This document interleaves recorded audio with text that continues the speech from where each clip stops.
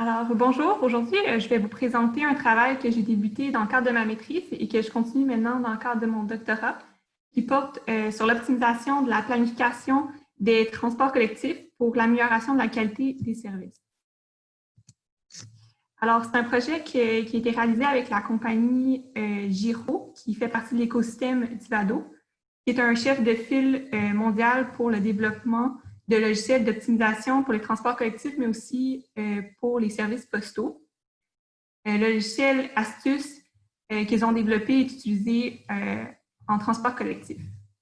Les données qu'on a utilisées pour ce projet-là ont été récoltées par la Société des transports de Montréal. Et c'est des données de type AVL, donc Automatic Vehicle Location, qui sont collectées à même les autobus. On a une base de données de près de 41 000 trajets qui s'échelonnent sur environ 2 mois. Alors déjà, qu'est-ce qui caractérise la qualité d'un transport collectif?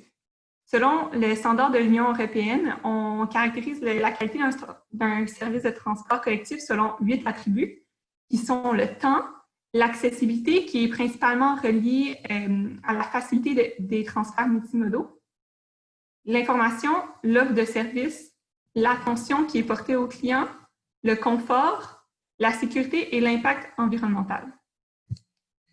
La recherche qu'on a faite vise principalement le temps, qui regroupe beaucoup de choses, dont par exemple le temps pour effectuer un trajet, le temps pour prévoir d'avance ce trajet-là, mais aussi la régularité du service. La régularité du service, c'est un aspect qui est très important. Certaines études vont même jusqu'à dire qu'une majorité des passagers préféreraient une réduction de la variabilité de leur temps de trajet à une réduction du temps de trajet en lui-même.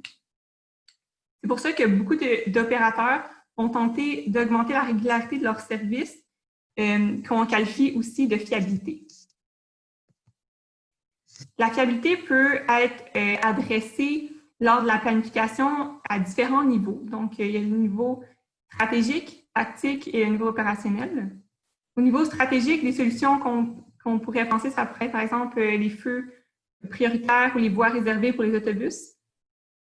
Alors qu'au niveau opérationnel, des solutions qui sont utilisées, ça pourrait être le vehicle holding, qui consiste à retenir les autobus à certains points clés du réseau quand l'autobus a pris trop d'avance pour éviter d'avoir ce qu'on appelle du post-bunching, donc plein d'autobus qui se suivent un à la suite de l'autre.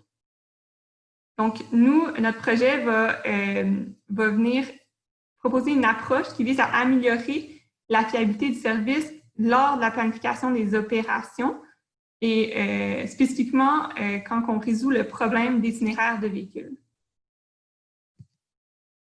Le problème d'itinéraire de véhicule, on l'appelle aussi le VSP, ça consiste à trouver l'ensemble des séquences de trajet qui peut être réalisées par un autobus et qui couvre au total tous les trajets à un coût minimum.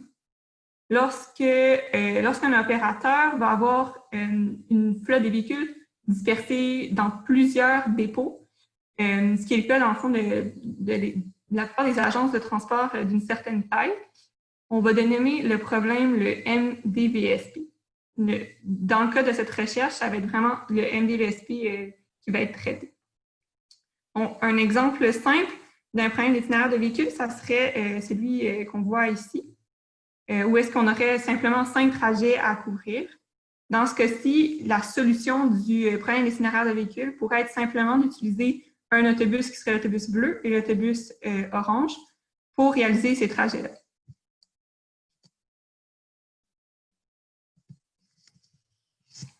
Maintenant, on sait qu'on veut, notre objectif, c'est d'augmenter la fiabilité du problème d'itinéraire d'autobus, mais il faut revenir un petit peu en avant pour d'abord se questionner à savoir comment est-ce qu'on peut mesurer la fiabilité d'un horaire de véhicule, qui est en fait la solution du problème d'itinéraire de véhicule. Alors, si on revient à l'exemple qu'on avait tout à l'heure, mais qu'on considère seulement l'autobus orange, ce qu'on remarque, c'est qu'en fait, quand on résout le problème d'itinéraire de véhicule, normalement, les temps de trajet sont déterministes, donc c'est des durées qui sont fixes. Par contre, vous vous doutez bien que dans la réalité, les durées des trajets vont varier d'une journée à l'autre. Puis, dans ce cas-ci, dans le cas de la figure, par exemple, le trajet 1 aurait une durée qui est beaucoup plus longue que ce qui est prévu dans l'horaire. La déviation du temps de trajet est représentée en orange foncé. Ce qui va se passer, c'est quand que le temps de battement entre le trajet 1 et le trajet 2 n'est pas suffisant, la déviation de ce temps de trajet-là va se répercuter sur le trajet 2, ce qu'on appelle une propagation de délai, et le trajet 2 va débuter en retard. Donc, ce retard-là sur le départ du trajet 2, on l'appelle le délai secondaire. Puis, c'est le délai secondaire qu'on va utiliser pour mesurer la fiabilité d'un horaire de véhicule.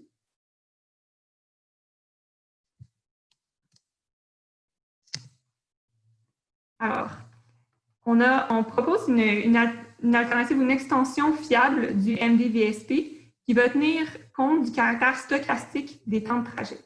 Donc, contrairement à ce qu'on avait tout à l'heure, on avait des durées fixes pour les temps de trajet, on va considérer la fonction de densité de chacun de ces temps de trajet-là, qui peuvent avoir une forme ou une nature différente selon le trajet.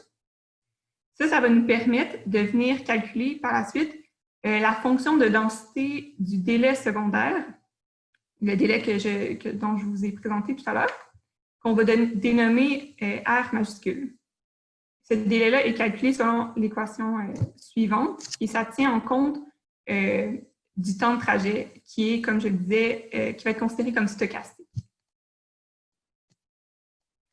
On va utiliser la fonction de densité du délai secondaire dans la définition du problème du MDVSP. Donc, en gros, on va changer la fonction objectif du problème pour y incorporer une partie qui va être liée à la pénalité qu'on accorde à un délai secondaire. Donc, l'objectif de l'extension fiable du MDVSP va être de trouver un compromis, si on veut, entre les coûts planifiés et les risques de délai secondaire. Les coûts planifiés, ça va inclure, par exemple, un coût fixe par nombre de véhicules utilisés, mais aussi les coûts pour le nombre de kilomètres réalisés et les coûts aussi pour les minutes que l'autobus doit attendre durant une journée. Comme je disais, on va essayer de trouver un équilibre, puis cet équilibre-là va être trouvé en faisant varier le facteur bêta qui va pénaliser plus ou moins l'espérance du délai secondaire des véhicules. Ce problème-là est résolu par génération de colonnes.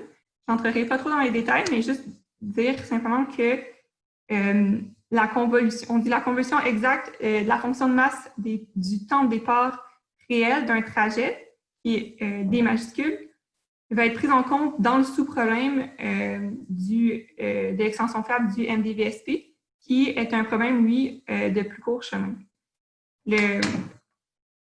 La fonction de masse du temps de départ réel d'un trajet, c'est directement lié finalement à la fonction de masse du délai secondaire, puisque, comme je disais tout à l'heure, le délai secondaire, ça va être vraiment le délai sur le départ, alors que la variable aléatoire, D majuscule, va plutôt être, lui, le temps de départ réel. Les résultats préliminaires sont prometteurs. On a résolu l'extension fiable du MDVSP sur des instances composées, sur une instance composée de 16 routes et de 2 dépôts. Et puis ici, dans le graphique, on voit les résultats sur le point orange, c'est les résultats du MDVSP sans tenir compte de la fiabilité, alors que les points en bleu, c'est les résultats de l'extension fiable du MDVSP. Puis, on peut voir finalement qu'on est capable de diminuer l'espérance du délai secondaire de façon significative sans avoir une augmentation trop grande des coûts planifiés. Donc, on a une augmentation de l'ordre de 0,1 à 0,2 %. Aussi, toutes ces solutions-là vont utiliser le même nombre de véhicules que la solution initiale, si on veut, du MDVSP sans tenir compte de la fiabilité. Juste à noter ici que chacun des points représente une solution de l'extension fiable du MDVSP, alors qu'on fait varier le facteur bêta pour tenir finalement de plus en plus en compte l'espérance du délai secondaire. Alors voilà, pour moi, ça fait le tour. Donc, si vous avez des questions, n'hésitez pas à les poser ou vous pouvez aussi me contacter par la suite.